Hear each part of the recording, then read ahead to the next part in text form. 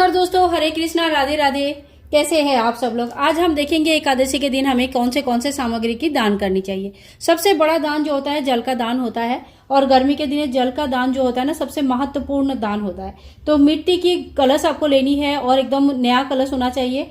ये जो हंडी या कलश जो भी लेंगे ये पुराना दान नहीं किया जाता है, इसमें शरबत या शुद्ध जल भर के दान किया जाता है। ठीक है, तो ये एक दान आपका हो गया। दूसरा है सूती वस्त्र का दान किया जाता है। तो आप कोई भी सूती का वस्त्र दान कर सकते हैं, बिस्तर का चादर वगैरह दान कर सकते हैं, बेड वगैरह दान कर सकते हैं। तो सूती की चीज़ें दान किया जाता है। इसके बाद देखिए, आपको कोई भी आप जो श्रृंगार का सामग्री है 5, 7, 11 या 16 श्रृंगार की सामग्री दान कर सकते हैं।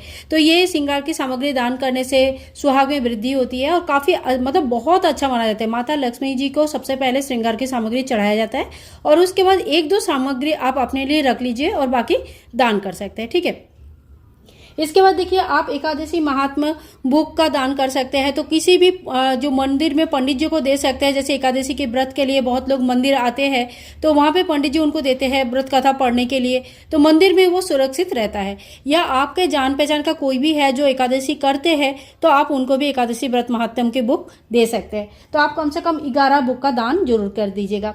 इसके बाद देखिए, पीला वस्त्र का दान किया जाता है। अगर आप वस्त्र दान करें तो उसके साथ साथ थोड़ी सी आपको दक्षिणा भी देना चाहिए। वैसे दक्षिणा आप कोई भी दान कर रहे हैं ना, उसके साथ साथ आपको मतलब 11 रुपया, 21 रुपया, 51, 101 जितना भी आपकी सामर्थ्य है उनके साथ साथ दान जरूर कर दीजिए। जैसे हंडी दिया, जल दिया, शरबत दिया, उसके साथ भी थोड़ी सी दक्षिणा दे दिया, या सुहाग की सामग्री दिया, इसके साथ भी थोड़ी सी दक्षिणा दे दिया। इसके अलावा देखिए, आप 5 प्रकार का फलों का दान कर सकते हैं। बहुत ही अच्छा माना जाता है। अगर 5 प्रकार के फल आपके पास नहीं है तो केवल मात्र एक ही कोई जो रसीला फल होता है जो इस समय मिलता है वो फल का दान करेंगे। इस समय कच्चा आम का विशेष महत्व होता है। ये जो एकादशी है, निर्जला एकादशी, कच्चा आम का बहुत बड़ा महत्व है इसमें। तो कच्चा आम भी आप चाहे तो दान कर सकते हैं।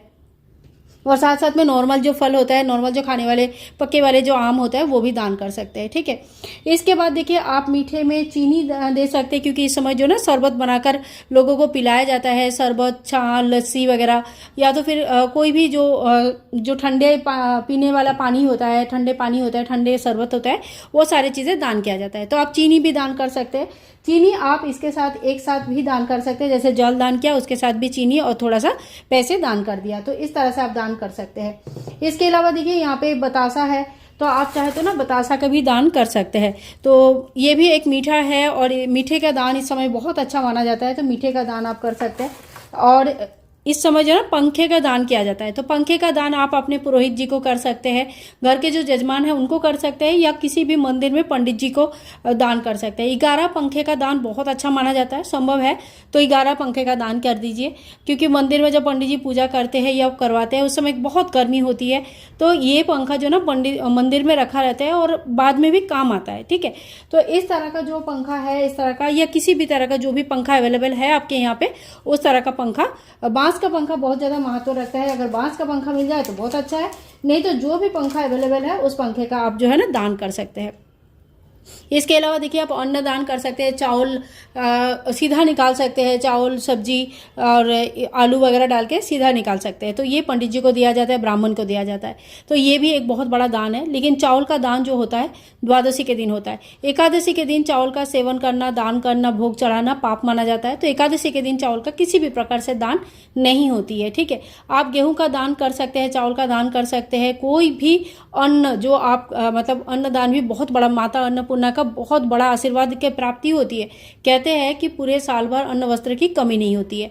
ठीक है, ये दान कर सकते हैं। छाता, जूता दान कर सकते हैं। शनि रिलेटेड अगर आपको प्रॉब्लम है तो काला छाता, काला जूता का दान करें, ये बहुत अच्छा माना जाता है।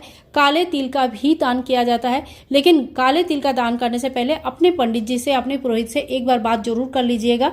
ठीक है, कि काले तिल का दान करना चाहता है तो आप किस प्रकार से करेंगे। हर एक का कोई अलग हिसाब रहता है, नियम रहते हैं, और हर घर का कुछ नियम रहता है। तो वो हिसाब से आप काले तिल का भी दान कर सकते हैं।